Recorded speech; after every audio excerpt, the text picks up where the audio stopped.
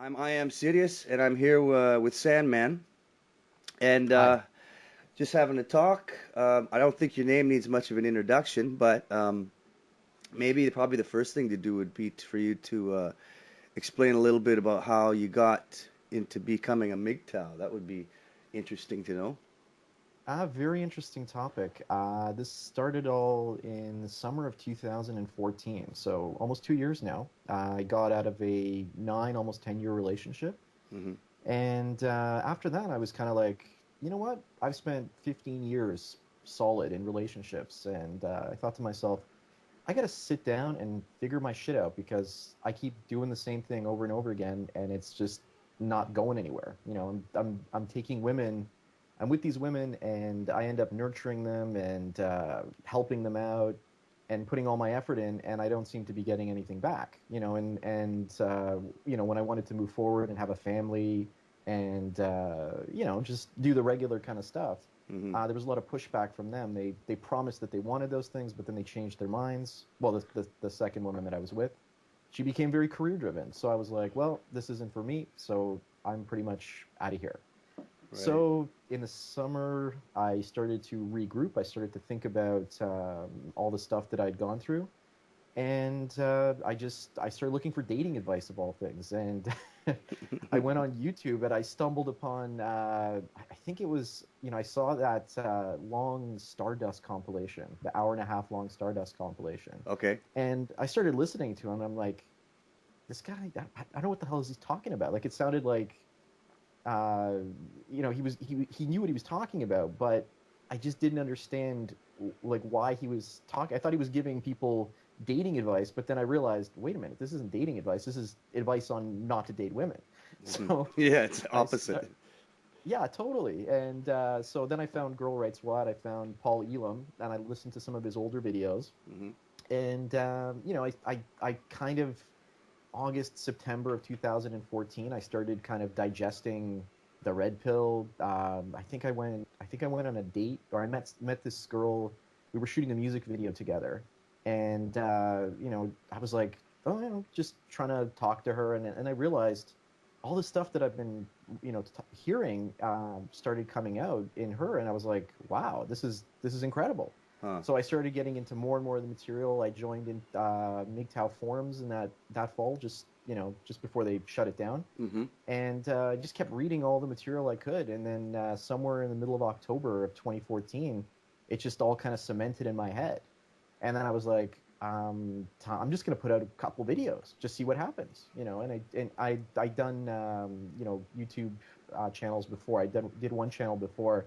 It wasn't really any big success, but it got me into the technical aspect of it. So it wasn't any stretch to start recording and putting stuff up. Right. And I put out "Women Are Incapable of Love," and the response was overwhelming. So I was like, well, I'm gonna put out more videos, and I just kept going and going, and that's what happened. So the first video you made was a MGTOW video. Yes, it Right was. on. I think it was to do with the cruise ship, the Costa Concordia, and how apparently the mistress of the captain was on the bridge at the time when the ship hit the sea floor and sank. Right, right. So I started to think to myself, the female nature, working itself, and the captain's wife knew about this mistress, and she still stood by her husband because he was a good man, supporting her with a pension, and all this stuff was just kind of cementing in my head, and I was just like, oh my God. So yeah, I just started producing videos Nice. and just kept going. And the response was overwhelming because at that time I was still pretty angry about stuff, and I just had a lot of rage that I had to get out. And Hmm. it was for the most part, it wasn't as thought out and calculated as I do now. It was more just pure emotional, and a lot of people completely resonated with it. Hmm. Right on. Like, cause I think I watched that first video because I think the first video I ever put out was about 2 months before you started producing content. So I was new to the community well. So I'm pretty sure I was subscribed to you right from the beginning. Okay. Yeah. But anyway, so were you did you always have the intention of like, okay, I'm gonna do one a day, boom, boom, boom, like that? That started, I'd say that started at the end of December of 2014. I started producing a lot of content. Like every second or third day, I put out a video. Hmm. And that was around the time when the ice storm happened here in Toronto. Right, right. And I was just like, I put that Christmas video out, the Christmas MGTOW video. And it was incredible to see all those women on the street. No, not on the street. They're sitting at home while their husbands and all the men are working outside. And it just, Yeah, when an emergency situation happens, yeah. it was just interesting to watch that human psychology at play. And I wish I could have shown even more of that, but I was going to run out of gas, and I needed a place to charge my batteries, and my Mm. house didn't have power, and I had to get the generator. So it was really crazy. But when it got into January, I started producing a video. Two days I was working, and one day I was off. So, and then I decided at the end of January, okay, I'm going to start doing one a day. Let's see what happens. See if I can maintain the pace, and I have. So Yeah. Even until now, right? I have not missed a day Yeah. since January of 2014. So I think the only day I didn't produce one was actually when I was at the Men's Rights Conference. That was the only day I wasn't Wow. producing, but I had one lined up and I could put it out. And I think the reason a lot of people resonate with my content is because I'm producing on a daily basis. I'm not producing 3 or 4 in one day and then putting them out. I'm fresh every day. I come back to it and I write. I stick to it. So I'm not just forcing myself to put them out when I'm tired. I give myself the proper time to really think about what I'm going to say beforehand. Right, right, right, right. Okay. So one thing I want to go back to when you said at the beginning is your first exposure really to MGTOW was through Stardust or Yeah, stuff that he'd produced, right? it's And ironic, isn't yeah, it? it's very ironic, man. And I think I owe a lot to Stardust. It's kind of funny, right? yeah, Like, yeah, I know, because one of the things like when you agreed to do this talk with me, I thought, okay, this is yeah. great. And this is the first one. I haven't never done a talk with anyone. Actually, this is going pretty good. I thought I was going to be nervous and a complete wreck. Actually, it's going pretty good. So, Yeah, well, which is good because I mean I'd had some correspondence with you before, so I guess yeah, that's good. We weren't complete strangers or anything in that sense. yeah. And but I mean when you agreed to it, I thought, okay, this is good because everybody's asking, man. I mean everybody's asking. Everybody's asking for an interview or for Well, everybody because wants to hear what you have to say. no, Yeah, I'm here. You yeah, can that's ask good. me what people compiling questions and handing them to you. Well, not kind of, but not really. I mean, I mean, because if you notice now, a lot of what's going on in the MGTOW community, people have kind of broken into a lot of groups and they're doing a lot of Yeah, hangouts, right? yeah. And when you and I started, that just was didn't exist. No, not at all. Yeah, so it's sort of the community is kind of expanding in that way. So obviously, I'm in chats with people, and they're like, yeah, when is Sandman gonna come Oh around? yeah. Yeah. So Well, so huh? it's funny because there's this assumption that just because I produce the video and I don't interact necessarily means that I can't hold a conversation. Right, right. So I hope this video kind of proves that wrong to some extent, right? Oh So yeah, it should. I think a lot of people are going to be happy about it. But another thing that was mentioned is that you're not a stranger to interacting through the comments, though. no, I post stuff all the time. I reach out to people all the time, and I have no problems doing that. It's perfectly cool. I like doing that. Yeah, yeah. Um, and so anyway, back to the Stardust thing. I think ironic that you kind of got started because of him, and so you owe a lot to him Yeah. as an influence.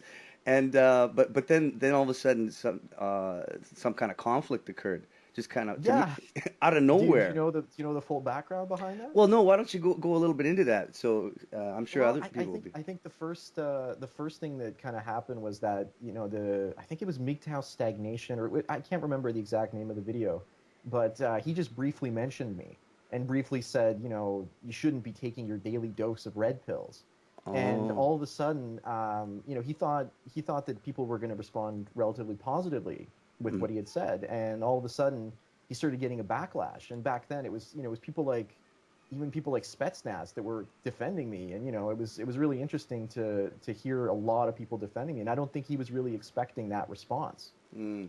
and most of that video wasn't even about me. It was just mentioned me in passing, but somehow it sparked a lot of people's emotions and a lot of attacks. It started that rift, and I think that rift has just continued to grow and grow. And for me, it doesn't really bother me because I'm not interested in necessarily taking the people that have already been converted. I'm more interested in bringing new people in. Right. And everyone knows I'm all for growing it. And I don't think some people are. I think they want to kind of grow it at a reasonable pace. But the problem is, you either grow things at a reasonable pace, but you're losing more people at the same time. So it never really grows. It's always kind of like treading water. Yeah. Yeah. Yeah. But I realize if you really want to grow something, you got to really push for it, and you got to really be out there, and you got to be in people's faces, and you got to like have a work ethic and put a lot of stuff out there. Yeah. So Right. And I think people see that. I mean, you take the time and you're committed to it. So it's not a surprise to me why you were so successful. well, it's just consistency and making sure that quality to some extent. Some days it's ironic. Some days I'll go and I'll shoot a wedding and I'll be on my feet for like 15 hours, and then I'll still come home and I'll still script and I'll still put it out. And Mm. sometimes I'm editing and I'm literally falling asleep Right. Right. at the Right. computer, and it's interesting. I also do a lot of women's business networking events. That Right. seems to be more my bread and butter these days, as opposed to weddings. I, And it's just go I, ahead. I was going to ask you actually about that, so you can continue. I was just going to ask about how your job, your day job or whatever, is connected with your experience of MGTOW. It's it's stuff I never would have really seen before. Like even before I became a MGTOW, I was working with a lot of women, and I just thought, because I was working with 90% women and they were my clients, I thought, oh, this is just normal behavior. And then when I started working with a few male clients, I was like, wait a minute, this is a little bit different, and men, for the most part, they want to do things on their own, so they don't necessarily hire me to do audio visual. They don't hire me to do, graphic design, editing. It's mostly women because they don't necessarily have the skills to put that stuff together. So they have to hire men. And I go to these events, and it's either the audio visual guy, running the audio, or sometimes I'll do it, or maybe a male photographer. Maybe I'll be the male videographer. I do both photography and video. So it's interesting because we're kind of all stuck there together, and you hear the women on their mics, and they're like, they go out and they insult men. Like it's just crazy. Like Mm. it's just like if men were doing this, those three women that were running the audio, let's just take the roles and switch it around. That stuff, they would take that footage and they would put it out, and they would to show the world how these men get together at these evil conferences and talk about they put women down. And it's funny to be on the opposite end of that and just to sit there, and none of the men, we all just sit there quietly. We can't say anything. We're just like, keep your mouth shut, keep your mouth shut, keep Yeah. your Right. mouth shut. Yeah. I mean you've mentioned what you do a few times. I remember Yeah. when you were doing your videos in the beginning, and you were using all your own Yes, totally. All my photographs. old photos. Yeah, I had like I was like I started just using stock stuff for free out there, Hmm. and then I started getting into trouble because YouTube would say, well, you know what, this is not, you don't own the rights to this. But you're like, well, it's free to use. There's no copyright. Well, you don't own the rights to this. We can't let you monetize this video. So I was Hmm. like, oh, and then I thought to myself, well, I have all those photos that I've been taking for years. Maybe I should use some of those. So I started using those, and I started running out pretty quick, especially when I was doing a daily video. Yeah. So I had to start going into the graffiti back alleys of Toronto to kind of find shots that I could use that would kind of relate to my content. And it was fun doing that. And at some point, I was actually thinking of going to like Montreal and New York and just going and shooting all the graffiti. But there was a lawsuit in Montreal with some graffiti artists. So, Oh. so I was like, okay, I'm not going to do that because my channel started getting bigger and bigger. So I was like, okay, so let's change the strategy up a bit. And so I found a couple stock photo places, and I started using their stuff. Right. And Right. it's pretty reasonable. And most people, there are a few people that are using the same photos. You see them everywhere on the internet, Hmm. but there's so many that you can't. like I can't run out. There's just more coming all the time. So it's worked out pretty well. Yeah, yeah, yeah. Well, that's interesting. So the graffiti artists were actually not happy with people taking pictures of it. Well, it was one guy, and well, they're not happy. But the problem is, graffiti artists a lot of the time they do their stuff illegally, and there are legal walls and there are illegal walls. So if they put it up, if they don't want people to know who they are, they're kind of hidden. They're kind of they don't really want to know that they don't want people to know who they are because if they do an illegal, piece Oh, or throw up, they'll get in trouble because somebody might go after them. okay, So they're in this kind of quasi-legal gray region of content creation, okay. and I've always enjoyed that aspect of hip hop culture the most because Mhm. it's so creative, it's so artistic, and it's so liberated. It doesn't rely on galleries. It doesn't rely on show openings. You don't have to schmooze and you don't have to network. It's pure talent, Yeah, and you go in the back alleys and you just put your stuff up there. And you can't cover somebody else's work unless your work is better.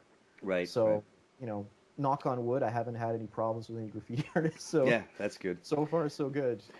All right. Well, continue speaking about your content. I think one of the questions or the interests that came up from people that were really interested in hearing what you have to say was regarding your content. You're making a lot, obviously, Yeah. um, and a lot of people are kind of going, Sandman stuff. It's kind of dry. I don't. I haven't watched it as much as before, Yeah. and I I'm think hearing a lot of that too. Yeah. yeah, and I think a lot of them kind of wanted to know, like, do you find it hard to kind of keep your material interesting because you're doing so much, you know? Well, it has to do more with the requests. So I'm getting so many requests. Right now I'm probably about 2 to 3 weeks behind in request videos. Oh, okay. So so I get a backlog of request videos, and people are like, where's my video? I paid you a week ago. Where's my video? Right. And I'm like, well, you got to wait a couple weeks because I'm producing other people's videos from 2 3 weeks before. And so it's kind of funny when everybody started criticizing me and saying, hey, Sandman's making up donations, and I'm just like, huh? Oh, yeah, yeah. I heard about that too. I did. I heard about that. And I made that Secrets of Sandman video, and I showed everybody, hey, look, here's my PayPal account minus the names, obviously, Uh, and the numbers, and there it is, right? Like, it's, and no, but it's still there's still people who are like, oh, this is all made up. You're sending money to yourself from one account to another so that you can fool us, but we're not fooled, and all this kind of stuff. yeah, I heard about that. I didn't really look into it that much because I kind of thought it was kind of silly. But sorry, the video again was Secrets of Sandman? Secrets of Sandman, yeah. Okay, all right. Well, there you go. Anybody listening, you can go watch that if you haven't yet. And you can Uh, see my PayPal account, and and then it even shows the sum of money that I collected that hopefully is going for a MGTOW documentary. So I want to do a full feature length documentary. It would be awesome to go and meet up with people like Salucci or Vention MGTOW or Marcus Brown and just kind of interview them. Go and talk to them and kind of incorporate my life in there. Hopefully eventually show my face and get out there and document parts of my life, document parts of their lives. Just I think that would be really cool, and a feature-length documentary would get everybody's attention in the mainstream media, yeah, and then that would take it to a whole other level. And I yeah, have the skills and I have the equipment, I have everything I need to put it together. It's just getting the time and paying for the travel budget, which I have enough money sitting there to do now, right? So oh, nice. that's the plan, but it's a huge undertaking because it requires literally traveling across the continent and shooting a lot of stuff, and it's huge. And I've always wanted to make something feature length, Hmm. but to do it properly really requires a lot of planning. Yeah, yeah. Well, that's. I'd be very interested in seeing something like that get off the ground. Yeah, yeah. It's just the business model of something like that is also really hard to pull off. Hmm. Ideally, I'd want to put it out and get at least the money that I put into it back, and the break even would be the best starting point, and it's just getting it out there and producing it, Hmm. and like figuring out what it's going to be about in the sense that what there's so much content out there, so many topics to cover, Yeah, how to do it in an hour and a half, right? Like yeah. I put so many videos out, how to go back and find stuff that really resonates with people the most, is the most emotionally connecting, Yeah. and focus on that and put that stuff out that's going to awaken as many people that haven't heard of MGTOW before, Yeah. right? I think that's the most important thing to do in a documentary. And I think if I can somehow incorporate myself having a surrogate child into that documentary, then Mm. that would really bring it into a whole other level, because it would actually show a possible different angle towards having a family outside of the traditional pair bond, which we're obviously against at this point. Yeah. And actually that's interesting because another kind of direction people were interested in going when it came to asking you questions was kind of how you see the MGTOW community today in terms of how it's grown and where it's going. Well, just like I said, the family aspect, a lot of guys I talk to want to have kids. They want to have a family, but at the same time, they don't want to have somebody literally sapping their energy. I Mm. mean, somebody like, literally destroying them at the same time they're trying to build something. So, how to do that without, well, regardless of how we do it, it's going to socially make a lot of people upset. Mm. So, if I go and I have a child through surrogacy, and I do it not because, other people who've done it before, they're like, well, I'm too old, couldn't find a partner, so I've decided to do this. And it's usually men in their late 40s, early 50s who do this. Mm-hmm. But if I do it and I say, well, I'm doing this because I'm rejecting gynocentrism and I'm rejecting a traditional relationship, then that's going to make a lot of people stand up and kind of take notice, because it's going to say, you know what? Men are becoming single dads and they're choosing this, right? So this is going to scare a lot of women, I think. And I think something like that would really resonate with a female audience, because if I put that documentary out, a lot of women are going to watch it, because they're going to be like, "Oh, what's this?" And they're going to watch it. They're going to want to see it. Mm. So, and it's going to piss them off. Some of them, or many of them, who knows, right? Probably most of them. Well, yeah, but if it gets out into the mainstream, then women are going to take notice, and then all of a sudden, when those women take notice, men will take notice, because anything in society that we become aware of, for the most part, it's usually filtered through by women. So women Right. are going to criticize it and say, "Oh, look at these bad MGTOWs and this and that," and then men are going to learn about it through them, and then more men are going to free themselves. So you got to kind of look at it that way. Yeah. Yeah. Obviously. Um, and what about for you personally? I mean, how has becoming a MGTOW, how has it affected relationships in your life? Maybe family, friends, etc. Well, with my mother, it's really interesting. I never, like, once I became aware of this stuff, it just, I pegged her down, and I've seen this like look on her face when I'm interacting with her.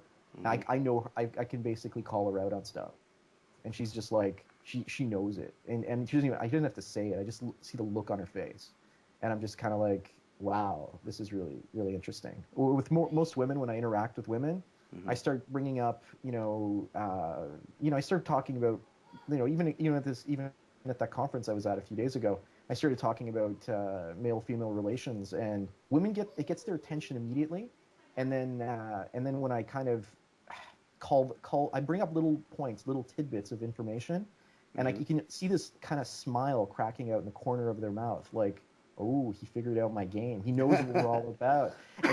You see this over and over again, and it gets to the point where you're just like, it's almost like, if you start seeing that cracked smile on a woman's face, Hmm. then you know immediately that that's what she's about. She's about controlling men covertly. This is part of her game. She accepts it, and that's what she does.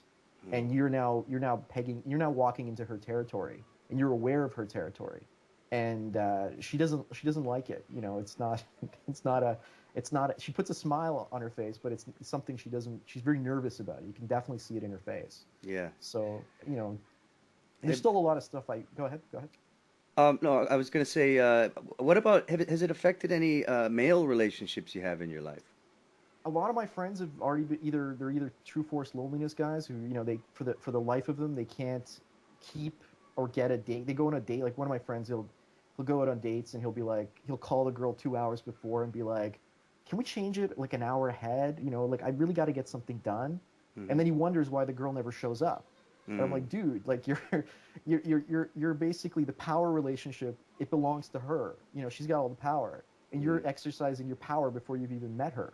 So of Mm. course she's not going to want you around. Mm. So you know, he's just hopelessly out of touch with what's going on. But you know, he's a great guy, and you know, we can have conversations about pretty much everything else. I've got Okay. another friend. He's pretty much been going his own way since his early to mid 20s. His father basically told him, you know, these are the values you need to look for in a woman. And then he looked around and he didn't find any women with those values. Yeah. So he stayed single his whole life, right? Yeah. You know, a couple places here and there, a year or two. But for the most part, most of my friends have actually been, they're kind of like, hey, buddy, like, you're finally figuring this shit out. Like, you know, we've known about this for 10, 15 years now. Like, you know, but you've been in love. You've been too busy, you know, trying to satisfy someone that can't be satisfied. And we've been telling you this stuff for so long, and you're finally cluing in, and it's, you know, thank God, right? Yeah. Yeah, definitely. Um, all right. I was going to ask another thing. How when it comes to the MGTOW community and content that's coming out, because there's a lot of content coming There's a out now. lot of new producers, but Yeah. it's hard to get found. Like right now, I'm trying to get a new channel off the ground, Mm. and what I'd like to do is get a channel where I mentioned in couple videos ago, where you know each day a different content producer puts out a 10-minute video or a 5-minute video, and that way people there's a reason for people to keep coming back to that channel. Hmm. Right. The problem is MGTOW producers, some of them start off phenomenally well. They put out like a video a day, every second day. And after about a month or two, they start to lose steam. And then they Hmm. start producing a couple a week. And then all of a sudden, their channel doesn't grow anymore. So, Yeah. you know, right out of the gates, the channels grow phenomenally fast. I mean, remember when we started out to get 5,000 subscribers was like insane. Yeah. And now Yeah. you get, you know, you see new channels and they're up to like Turd Flinging Monkey is like getting close to 6,000, you know, subscribers. I don't know. It's been like what, 3, 4 months. Yes. Yes. So, so this is telling me that you know, the growth is there and, you know, channels are growing in there, but there seems to be like a, like a peak. They get to a point and then subscriber growth is really hard to get at after that point. Mm-hmm. So, you know, I'd like to think that to some extent, by me bringing in so many new people, by making the content more, you see, like everyone knows that I don't talk like I'm talking right now the way I do in my videos. Right. So there's always this disconnect, and they're saying, well, you know, Sandman's a robot. Why is he talking like a robot? Why doesn't he talk like a normal person? And I'm like, well, you know what? Sometimes you got to talk like a robot because it's YouTube, and people resonate with something a little bit different. Right. And if you talk just a little bit differently or strangely or oddly or you make a weird facial expression, people are just that much more likely to notice you. And hopefully they get past, you know, the you know, the circus act to some extent and they start listening to the content itself. Right. And that's kind of what's been happening. And that, you know, that's been my goal all along. Yeah. That actually that's it. That's interesting because that's something that came up as well. People asking about your voice and how it's rehearsed. Uh, and how, if you wanted to integrate it into your content from the beginning like that. Well, I started off, you know, not doing that and just kind of speaking with this, you know, deep voice a little bit and just kind of, but you know, it sounded kind of plain. Like no, the thing is, if you go and you listen to somebody or you watch somebody's channel, any channel on Hmm. anything, if Hmm. it looks or sounds like anything else, nobody's Hmm. going to care, right? So you got to do something a little bit different to kind of bring in an audience. And once you do that, you know, you kind of sensationalize things a little bit. You throw things off a little bit. You get people wondering. They're like, you know, I get this question almost every single day. It's like people are like, I listened to your earlier videos. Can you talk like that again? Oh, You know, really? like, yes, like, you know, you sound like a normal person. I'm like, well, sounding like a normal person didn't take it to the next level. So I kind of had to, Right. you know, do something different. Like, you know, I think there's a guy, Michael Santor. I don't know exactly, but Stardust was criticizing him, saying this guy's eyeballs are literally popping out of his sockets, and they're like coming right out at you onto the screen, right? Hmm. And he's like, it's a gimmick, and I'm like, well, it's a gimmick, but he gets over 1 million views per video, right? Like, so that it's a gimmick that's attracting a lot of people, Yeah, it's you working. know. But his content is just kind of like whatever, right? But it's a gimmick that nonetheless makes some money, right? So Yeah. that's what he Yeah. does. Well, yeah. I mean, there's. I think some people that are producing content. I mean, they really want to make their channel get noticed. They want to try to profit off it a little bit. And so yeah, I think you're right. They have to do something to A get turd the attention. flinging monkey. I think turd flinging monkey stuff is the best in terms of marketing and in terms of content. Like, he captivates me the whole entire time. I Hmm. listen Hmm. to his stuff and I'm just like, it's well polished, it's well scripted, Yeah. and I told him use that puppet. That puppet works. Like that. Yeah. Use the puppet. I'm like, perfect. There you go. Right. Yeah. Doesn't Yeah. use it all the time, but it's kind of funny because it's his persona, Hmm. and it's a character. We're playing characters. Like, I like your chicken thing. I wish I could see your chicken thing as your what do you call it? Your YouTube icon, like your. Oh, I oh don't know. yeah. Instead of the gone fisting, I like that the too, but avatar. again, it's gonna put certain people off, right? Like, if you see a chicken, people are like, what's this chicken all about, right? Like, Hmm. the Hmm. Gone Fisting thing kind of works too, but I don't know. I like the chicken, but I don't know what the chicken's all about. I want to know what's the story behind the chicken. Oh, the chicken is it's simple. Like in I use the name Ayam because first of all it's a play on like the English I am serious, right? Yes, yes. And then but it also means chicken in Indonesian, right? Okay. And Ayam jago is a rooster Okay. or a cock. So it's like it's a picture of like an angry cock, right? Angry cock. Should change your channel, call it the Angry Cock, which is Yeah, literally what it's all about, right? yeah, yeah, yeah. Angry cock. I was thinking of actually making that picture my avatar. I was Yeah, yeah, totally. yeah. Totally, because again, the Gone Fistin' thing is good because it's it put the chicken in, but then maybe put the the fisting thing like as your the main banner, Oh, and then right. maybe put some chickens and the cocks running away from the chickens or so. I don't Yeah, yeah, know. yeah. I see where you're going. Yeah, yeah, for sure. Yeah. I mean, So. when I think is when I started, um, I think my the first video I ever put out was in like the end of 2013, and when I started, I was working a full-time job, Hmm. so I was just every once in a while putting out stuff, you know. But now I've got a little bit more time, so Okay. I can kind of I have a little bit more time to put out more content, which is nice. No, it's good. It's for me, this has become a full-time job, right? Yeah, So that's 4 or 5 hours a day. So Yeah. I gotta keep pumping it out, and then on top of that, I've got clients that I deal with. So most of my days are like 10, 15. I don't even gauge how many hours I work. I just kind of work, and I just sit there and I just edit. Yeah, yeah, So right. as we're speaking, I'm talking to you. Looking on one of my other screens, I've got some files I'm transferring to another client. On another screen, I've got some editing stuff open, and I'm gonna work on a little bit later. So Okay. it's a lot Yeah. of stuff. Yeah, it's a It's lot of it's work, man. it's grueling, but I've got my goals, and I know what I want. So just keep working at it. Yeah. What about so it's been how long has it been since you've had any kind of serious relationship then with Well, what would you define as serious, well, you know, I mean Mr. Serious? well, I mean dating a woman, I suppose, because I mean, God, it's been a long time for me, man. You know. um, Well, there was the girl Sailor Spoon that I kind of saw for maybe 3 weeks to a month last summer, or Hmm. just before the summer. And wow, I'm actually writing some more stuff about her tonight. I reconnected with her, and oh my God. So Yeah. it's just she's like it's a disaster. Her life is a disaster, yet she carries on like there's nothing wrong. And I'm like, all right, okay. Yeah, yeah, right. But I pretty much I just had to get out of there. I was just like, I was she's a feminist too, right? So it was kind of like, Oh, geez.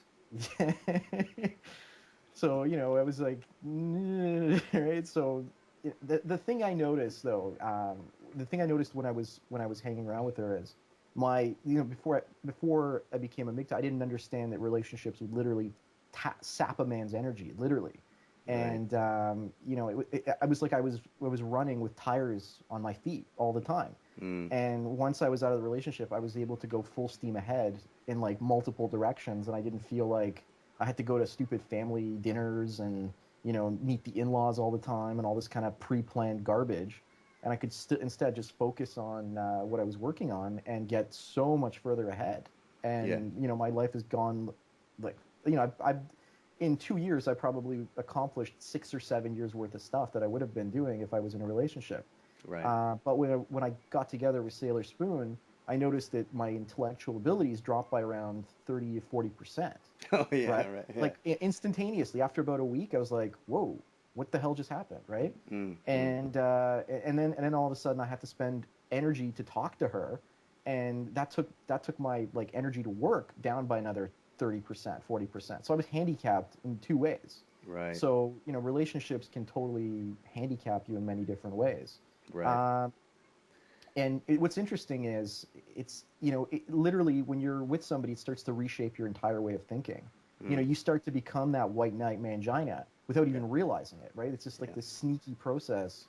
And a lot of guys really aren't aware of that. And a lot of guys kind of go from relationship to relationship, never having enough time to realize that, their true potential, because they're always stuck, bouncing around from neediness to neediness, right? They've always got that need for their sexual fulfillment. So that's kind Yeah. of what happens. Yeah. And I guess speaking of relationships, there's been I don't know if you noticed, but there's in the recent past conflict has kind of occurred in the MGTOW community. Talking Uh, about the whole Paul Elam debate with Aaron Clary and all that kind of stuff. Or are you talking about something Yeah, else? yeah. I mean, because if we talk about relationships, right? I mean, we can go all the way back to where Elam was trying to introduce the idea into MGTOW that you could be married. Well, Uh, yeah, because he saw the growth in MGTOW that was happening at that time, right? And he was just like, "Holy cow!" Right? Like, yeah, right. So it's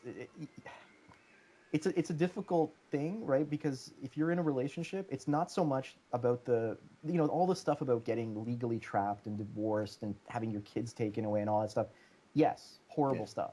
yeah, But it's the stuff that happens when you're in that relationship that you don't even realize, the stuff that you lose while you're in that relationship at that time. yeah, The energy, the brain power, because you have to, when you're with a woman, you've got to process her feelings, what she's thinking. All that stuff takes so much energy out of you. yeah, And most men don't realize that. They think, "Oh, I'm going to have sex." I'm like, "Well, yeah, but you're giving up so much of your own vitality just for like that half hour or whatever." yes, So, yeah. It's a once you realize that, I think it's important for guys who've got out of relationships, taken the red pill, to go back and try to go into a relationship with yeah, that knowledge in hand.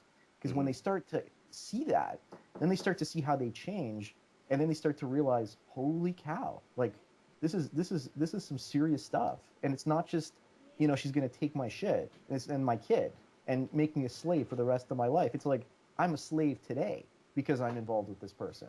yeah. So yeah, and I Well, think that's something a lot of guys don't necessarily realize and recognize. yeah, I agree. And because it's kind of fascinating to me. I think the way that MGTOW comes off to people outside the community, Okay. I think it's very hard for people to define it in their minds when it comes to relating with women. For example, I've talked to people who have come to MGTOW and immediately had the idea that it was like you have to be celibate. Um, Yeah, well, but that is, yes.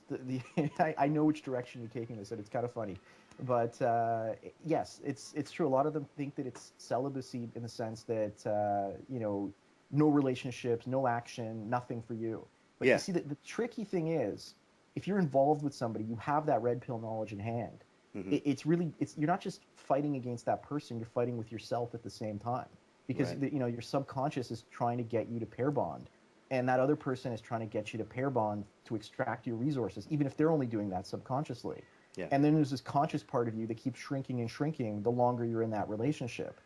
yeah, And so and then there's society putting pressure on you too. So there's pressure from all different sides, and you kind of just have to. You can be celibate.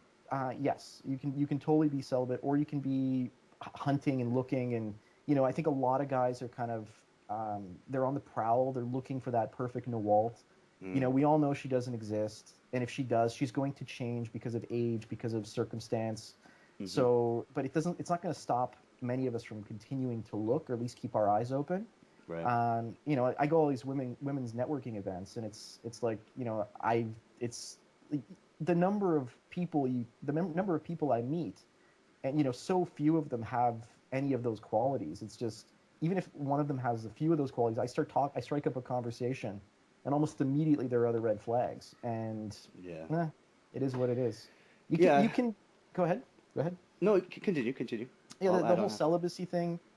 Uh, if you're not a if you're a MGTOW and you're not celibate, you have to be really really diligent with your Mm. emotions. You have to be incredibly in control of how you feel and how you think, Yeah. and that is very difficult for most guys to do Yeah.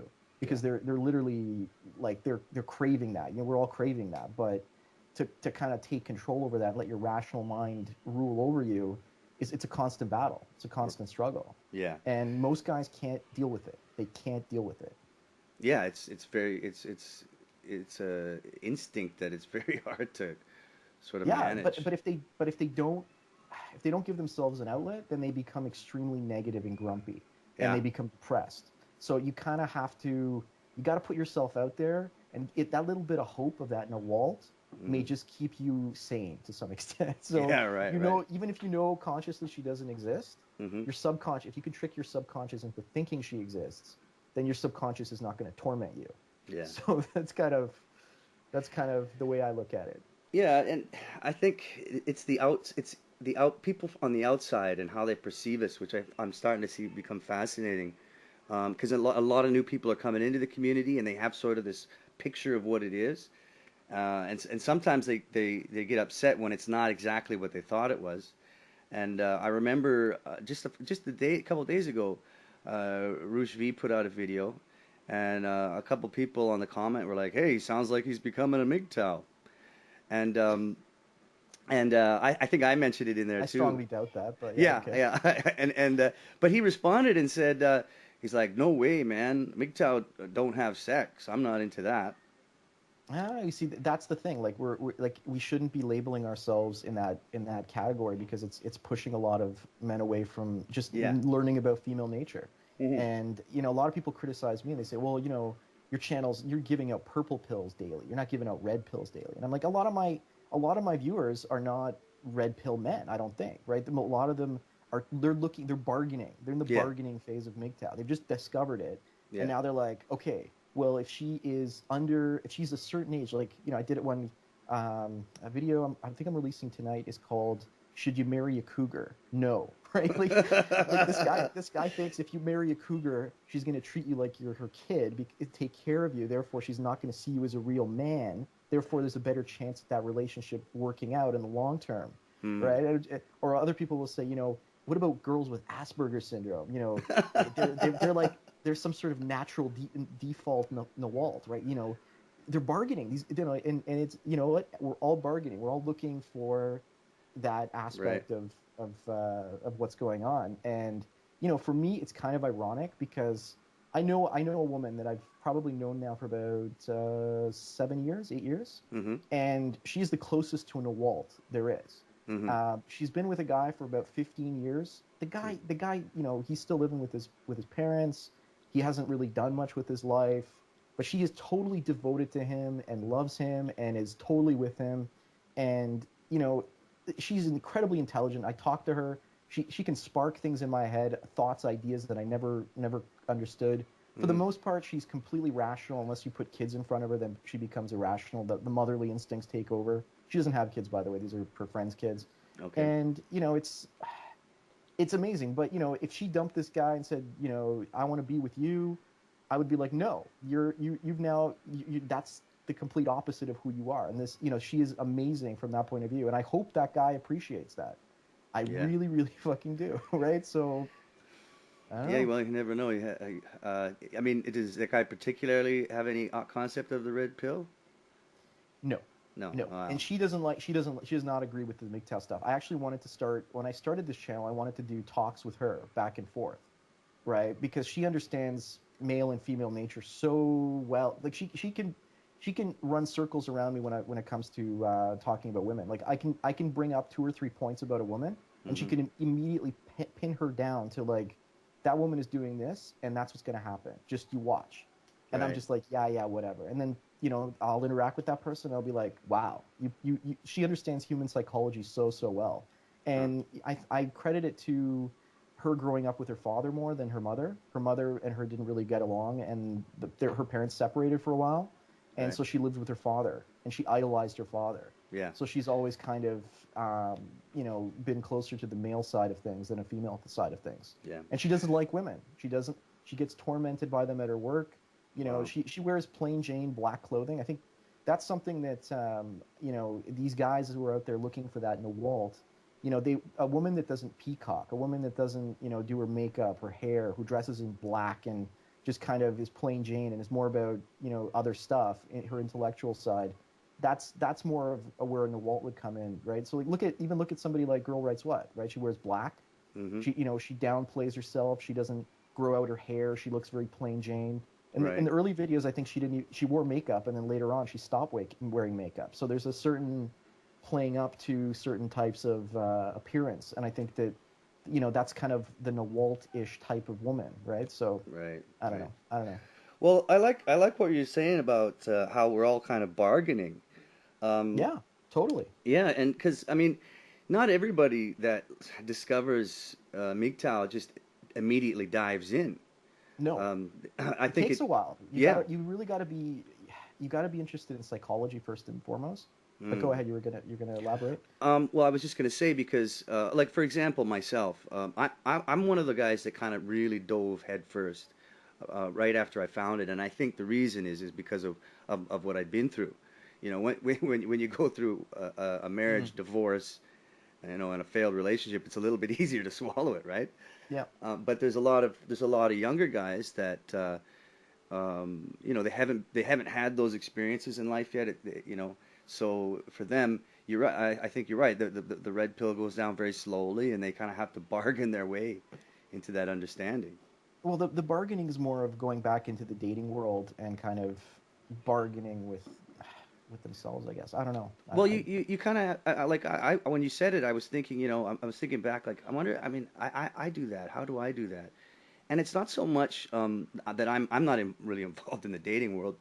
I just I don't have the time and I'm not interested right now. Maybe I will in the future. Who knows? But I kind of think to myself like, yeah, bargaining. What kind of bargaining do I do in my own mind if I just think about it? Well, if you're with somebody and you're with her, let's say, for a couple Hmm. weeks, and you're kind of like, maybe I can have a relationship, but inside your head, you know that this person is there's a lot of red flags. Right, So you're right. bargaining with yourself. You're saying, this I can overlook this, I can Hmm. overlook that because I'm getting other needs met, Yeah, and you're bargaining with yourself, and it's gonna come back to bite you in the ass. yeah, And that's what yeah. I did for the longest time in my relationships. And the two main relationships I had in my life, I was the one who pulled the ripcord. I was the one that bailed, and a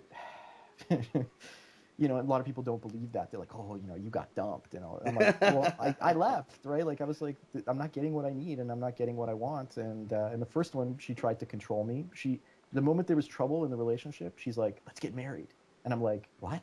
I'm like, so Yeah. she proposed to me, and she was like, wanting to get married, but she also gave me an ultimatum, which was, we're moving out of the city, we're moving, I don't know how familiar you are with Southern Ontario, but A little she bit. said, yeah, she said like near Niagara Falls. So I was like, Mm. what? Like, she wanted to cut me off from my support network and family and all that kind of stuff. Yeah. Looking back on it now, that's kind of the way I see it. But Yeah. Well, and for me, I think like okay, I'm not in a relationship, right? So yeah, I don't need to bargain in that way. But if I was to imagine, I'll reflect, and if I imagine, what if one day in the future, because I'm taking care of a kid now on my own, yes, so that yes. that takes up a lot of my time. So I don't really have the And time and you know what? huh. A lot of married people that I know, a lot of guys, they're like, you know what? I don't love my wife, but I love my kid. And Hmm. so that I think that replaces the other to a certain extent. But Yeah. if you're a guy, if you don't have a kid and you don't have that relationship, you don't have any way to express all of that emotional stuff that you need to get out. Yeah. And that can be really damaging to your psychology. Yeah. And I recognize that in myself, and that's why I want to do the whole surrogacy thing, because Right. I recognize that if I don't, men are genetically designed to give attention, women are designed genetically to take attention. Yeah, to receive So it. yes, so if we're not playing up to our biology, our biology is going to bite back. It's going to make our lives unpleasant. So we have to kind of alleviate that pain to a certain extent. Yeah, yeah. I think my kid has made it easier for me to go MGTOW. Yes, I totally Yeah, agree with you. yeah, I do. And I really feel for some of the people out there that are young and struggling to try and go through this because it's not easy, man. It's not an easy thing. Like I think to myself, if let's say my kid is 18 years old and then he's going out into the world, right? Hmm. And I'm thinking to myself, what then? And I'll be 50. Uh, Okay. and I'm and then that's where the bargaining comes Well, in. how It's old is like he now? He's about he's 10? eight. He's 8. And you're what? They're I'm 40 roughly? 40. Yeah, so 10 Okay. more years. And he's 18. Yeah, Yeah, 20. Yeah. yeah. You know, See, go ahead. so I'll be about 50 years old around that. So I'm thinking, yeah, what then? Would I be content as I am, or do you think I would be like kind of feeling lonely or whatever, right? And so I think to myself, knowing what I know now, is there any direction I could take at that age? You know what I See, mean? but I honestly don't know if I don't know if well, I know in Canada people are staying at home longer and longer, right? So like 30, 35. I got friends who are like in their almost 40, they're, taking care of their parents now, right? So Yeah, it's that stuff doesn't really change, right? It's just kind of yeah, it's kids aren't leaving home, right? Because it's so freaking expensive. I don't know if you looked at the real estate prices around here, but it's just like yeah, holy freaking cow. Like, every year it just keeps going up and up and up, right? yeah. That's true. That's true. So Toronto's almost as expensive as San Francisco in some Yeah. ways now. Well, and So, also, like, my son has been growing up in Indonesia, so hmm he's gotten, he's got a good dose of the culture here, and so and here the culture is very a lot of kids don't leave home, man. I mean, they stay at home until they're until they married, get yeah until they're married. exactly. Yeah, And then their wives might move in. yeah, Like, exactly. And then their wives so you might move might, in. yeah, yeah, yeah. So you kind of know what to expect. So I wouldn't worrying about some sort of empty nester syndrome. I Yeah, wouldn't yeah. worry about that at all. I would probably be more worried that he picks the wrong woman, Oh and God. that's what I would worry about the most. Yeah. Because you know what, if I go through the process and have a kid, Mm. I'm going to make sure that kid knows full Yeah. well how women operate, Yeah. because I spent a long time not having that knowledge, and my parents kind of concealed it from me to protect me, and in the long run, it just ended up hurting me. Yeah. So yeah, so whatever you're doing, I don't know what you're doing, but you gotta think about it, right? Yeah. Well, that's I'm geared up for when he gets a little bit older and I can start introducing him to these ideas because I don't I want to see him know it from the get go. He's still a little bit too young See, to. you can say that, but I go and I do kids' birthday parties, Mhm. sweet 16s, yeah, and little girls, they're already aware of this stuff at like Oh yeah. 8 or 9.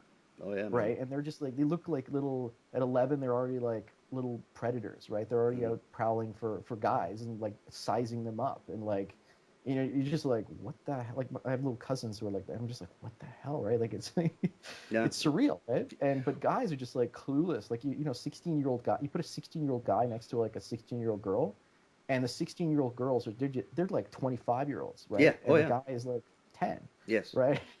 That's interesting you bring that up because I had a discussion with Barbarossa about that, Okay. and I said this needs to be a topic that we have to discuss because I'm a Which teacher. is Well, I'm a teacher, right?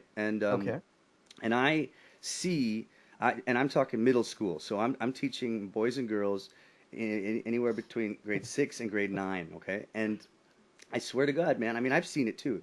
When a boy is 13, 14 years old, he is Yeah. not the same as a girl that is 13 or 14 years old. I don't think guys really mature until they're 25 to 30, to be Oh yeah, honest. yeah. I think girls mature at 16. Oh yeah, So, and they don't get beyond that point. They're 16 forever, and guys will be like 25, 30 forever. yeah. No, I've So, seen it. I've seen it, man, with my yeah, own eyes, yeah, yeah. over and over and over again. And one of the issues that I wanted to talk about was the fact that in my opinion, boys should not be forced to share school space with women at that age. They're at a disadvantage.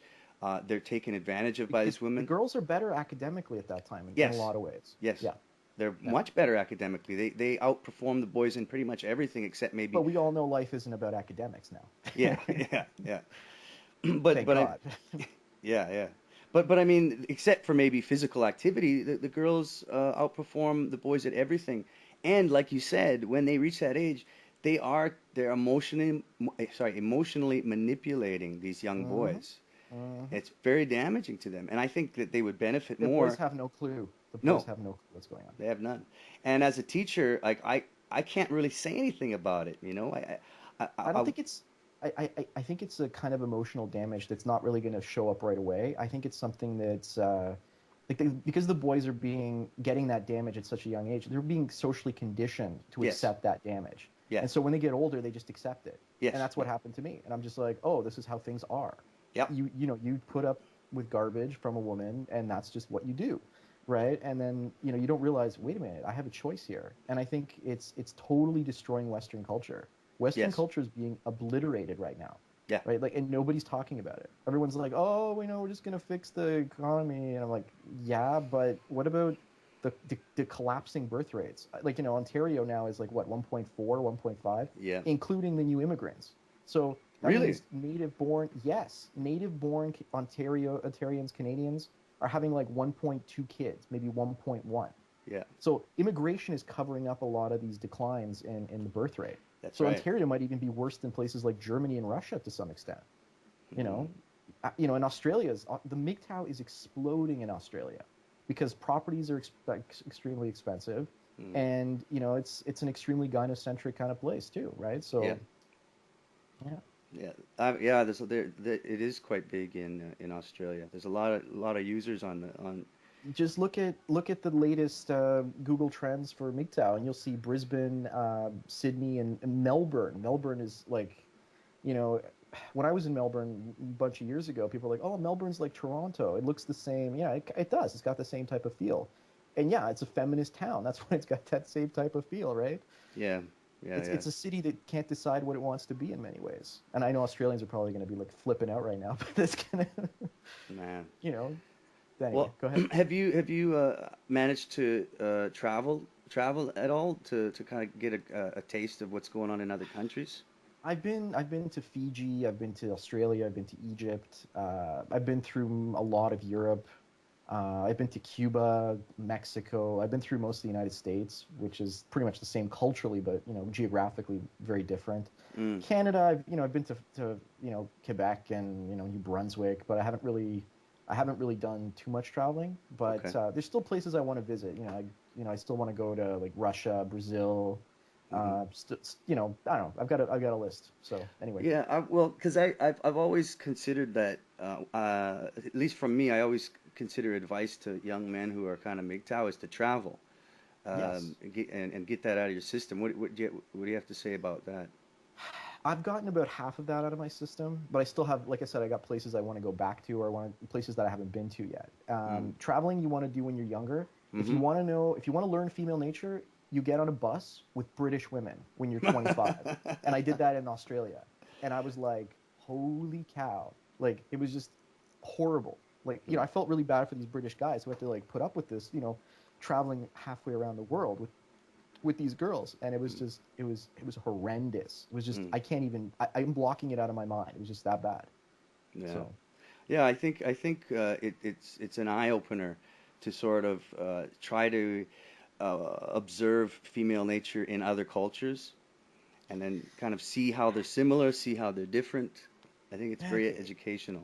Eastern cultures, the women will control you through cooking. They'll control you through making your house nice and pleasant.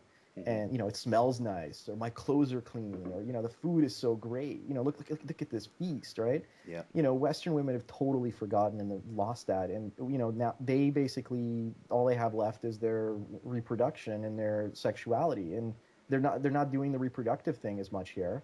So now they're focusing more on their careers. So all they have is that sexuality, and like that's not much, right? At the end of the day, it's not much because it fades anyways. So Yeah, yeah, they can't. Their long-term prospects are completely drying up.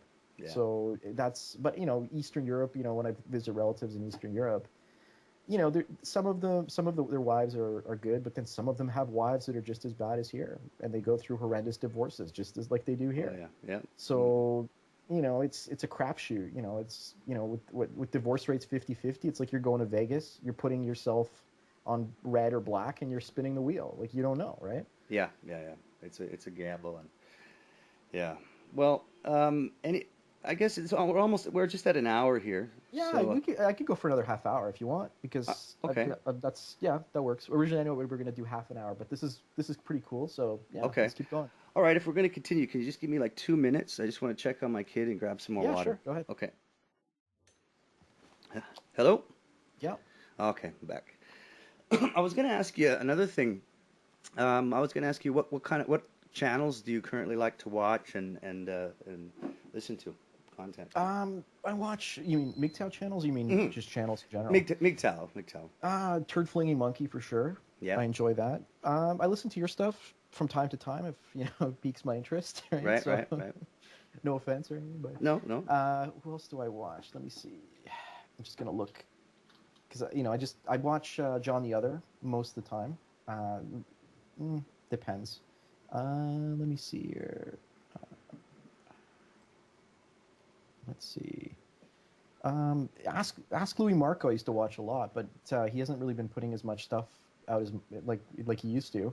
I Mm. found his stuff kind of interesting from the French Canadian kind of point of view. That was kind of cool. Yeah, yeah. Let me see. You kind of caught me off guard with this one, Okay. It's all right. because I don't have a lot of time to be watching a lot of channels. Yeah. And it's the shorter videos like Vention MGTOW, definitely. I'll watch his Okay. stuff. I'll listen to some of the talks. I've been listening to some of the talks recently, but I only really get into it maybe half an hour, 40 minutes before I'm like, ugh, Yeah. I can't listen to this anymore. It's just, I find that sometimes it just goes off in many different directions. Right, right. So I just, any advice to anyone doing those talks is just to focus on, a specific topic or Yeah. focus on something and just keep it going, right? Because I've done stuff in television, and we'd always have to kind of force the hosts to continue to push Yeah, to yeah. push the guests to keep producing stuff. I still listen to a lot of Stardust stuff, believe it or not. Yeah. So the Oak Shard, I listen to a lot of his stuff. There's a lot of new guys.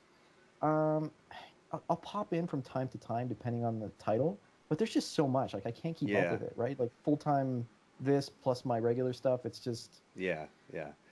Well, you're getting a lot of your material from people that are asking questions, right? well, that's the great thing, right? Like they'll Yeah. send me they'll send me a donation, and they'll request a topic, and the work in figuring out what I'm going to talk about is already done, right? So Yes, yes. it's great, and I started that. I don't know if you were going to ask me about that, but I started that Yeah. just because another YouTuber was doing that, and he told me, he's like, you know what you should do? You should ask people for donations, Hmm. and I'm like, why? He's like because it pays my rent. That's why. Hmm. And I was like, what? I'm like, what are you talking about? And so he said, it's funny now he's a feminist. He's very very much about feminist stuff. But at the time, I didn't know his content would go in that direction. Maybe there's more Uh, money in it. well, no, he does what he calls riot porn. Like he Riot gets porn. riot porn, What the right? He heck is gets that?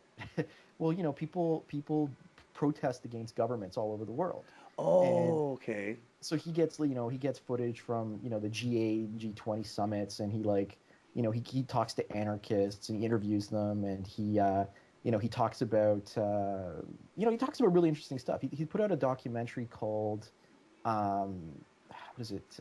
It was one of the two documentaries that literally changed my life in the last 15 years. Hmm. It was I think it's called Collapse. And the Hmm. other one before that was called what do you call it?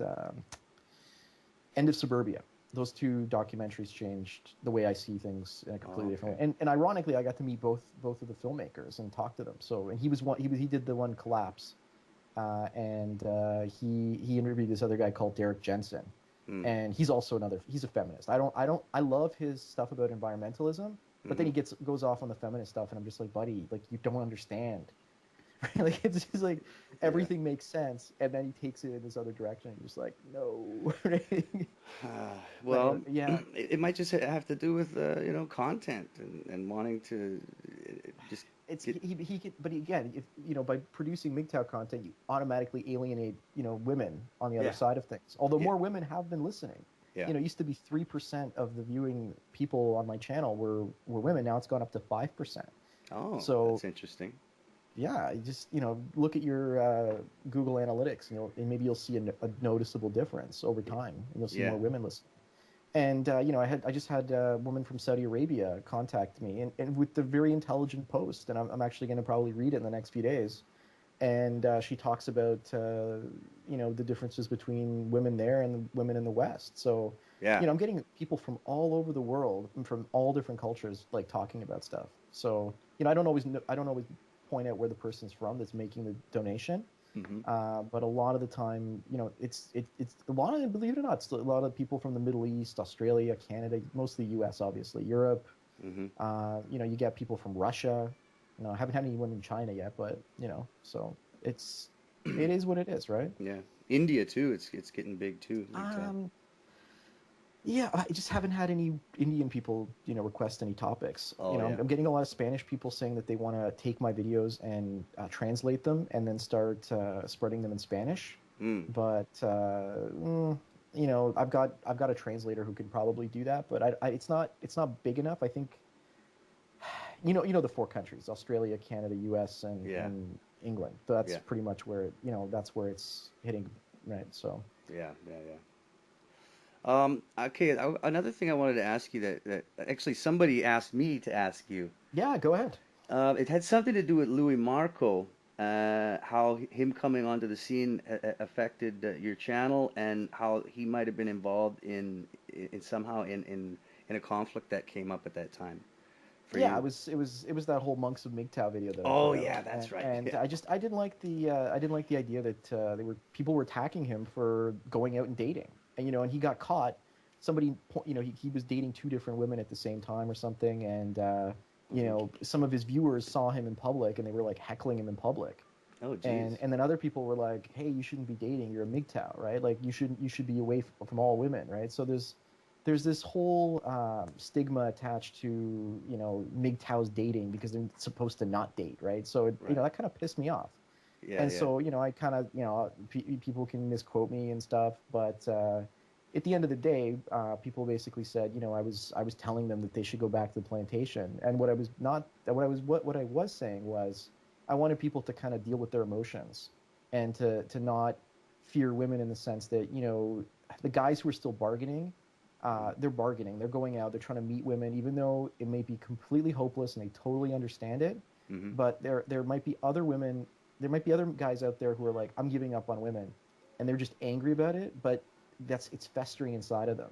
Right. And I know personally that if you go out there, if you're that type of guy, and you go and you put yourself in front of women, and then all the stuff that you've been learning about, you validate, then it'll take the anger away. You'll kind of realize, uh, you know, I don't have nothing to be angry about because if I was with this person or if I was with these women, my life would be complete shit.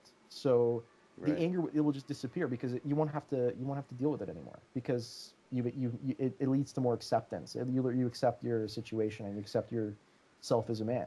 Right. I mean, yeah. Let's talk a little bit about monks of MGTOW because I saw the video and it didn't faze me at all.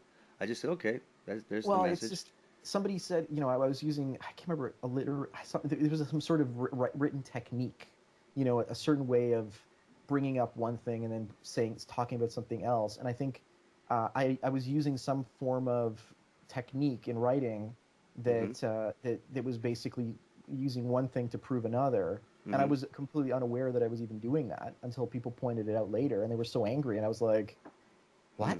Hmm.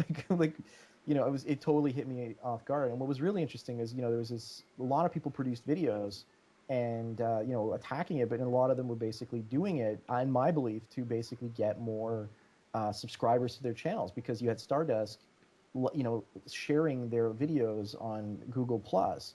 So, Mm. if you're a video producer and you start seeing, other people criticizing me, and then Stardust promotes you, you're like, hey, I'll produce a video too. Right, And, right. and then Stardust instantly posts it like, an hour or two later. And so, you get all these new subscribers. Wow, I got 500 subscribers that I never had before, right? So that was kind of what happened, and to a big extent. Yeah, yeah, that's a good point. For kind of to try to get the attention and get the subscribers. Yeah, just to get a lot of these channels are brand new, so they needed new subs just to get the channel going. So, Mm. like to their credit, when you start a new channel, you know how hard it is to get subs at the very beginning. you Yes, know yes, it is hard. so I was very lucky, right? I put out my second video, and it was shared on MGTOW forums, and I got like a few hundred subscribers, and boom, I started producing more. Yeah, But if I hadn't got that attention, like, I don't know where my channel would be right now. yeah, That was the exactly. critical point of growth, right? Yeah, and that's actually another question people were asking me is like, where did you see your critical point of growth? And I guess that's the point, eh? Which was like the third day. That was the for people resonated with stuff that I was talking about. But then people don't realize that from last January, February till maybe September, October, my Mm. channel was not growing. It was flat. Like, I was getting 8,000, 9,000 views a day, Mm-hmm. and it was steady, right? Even though I kept adding new content, Mm-hmm. and it was not going anywhere. And I was like, well, you know what I'm going to do? I'm just going to keep plowing through. Right. And then last September, October, Louis Marco came out to the world as MGTOW, and MGTOW just exploded. And Wow. yeah, it shot up like a rocket from October last year to January, February of this year. So, So yeah, go because ahead. somebody did say your subscriptions jumped after Louis came out. Yes, yes, Hmm. totally.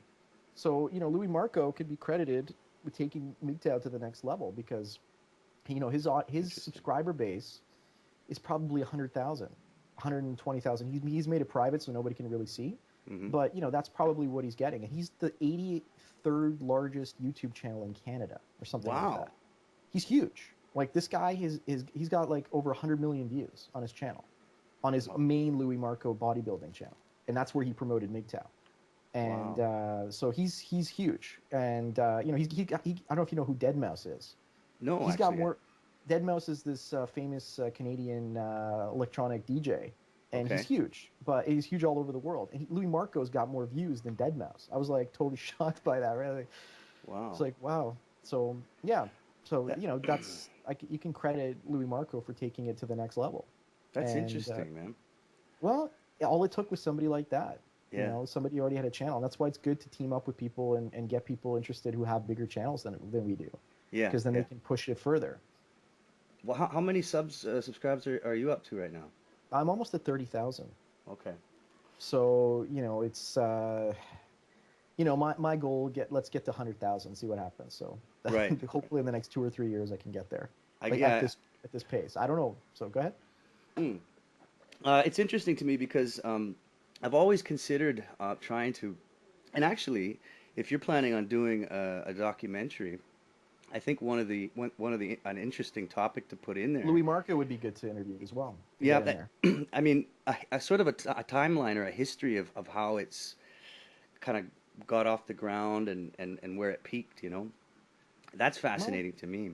it's still not peaked yet. It's going to keep going. Yeah, It's yeah, yeah. just so many men are MGTOW already, and they're living the life. They're just not aware of the label. And as soon as they figure out that there's a label, and they start talking about it, and if they find other men like them, then it's just going to get bigger and bigger and bigger, and it's going to reach some sort of critical mass. Right. For me now, it's like, last year I was out doing videos at Caravana and Slut Walk, and now I can't really go out to those things, right? Because if I do anything, I have to send somebody out to do it for me. Hmm. Otherwise, people will like recognize me now, right? So it's like, Hey, it's, go ahead, go ahead. I was just going to say that's another thing we could just quickly touch on is the the Yeah, for the, the, sure. the doxing issue, and you were kind of involved in that, weren't you? There were two, possibly three. There were three doxing incidents. Okay, so for me, the first one happened. I had talked about this woman, and I had used a sound clip of her. This is a Mm-hmm. long time ago, Mm-hmm. and Swedish feminist found the sound clip in one of my videos. And Okay. she went through and she picked out enough information about this person in the sound clip and found out who she was and then contacted that person in Canada and said, "You know that this guy put out a video about you." Hmm. And I was That's like, "Oh shit!" Right? So anyway, you're the first person, the first person to hear about this. So that got me into a little bit of trouble with my then employer that I was working with, and we were doing public events. So I was shooting events where 80% of the people at those events were women, right? So I was like, he's like, "What do we do?" I'm like, "Well, I tell you what we do. You got to cut ties with me. Like, I gotta leave, and I can't hmm do this anymore. I can do behind the scenes editing, but I yeah. can't be in front of camera like shooting stuff anymore." And Wow.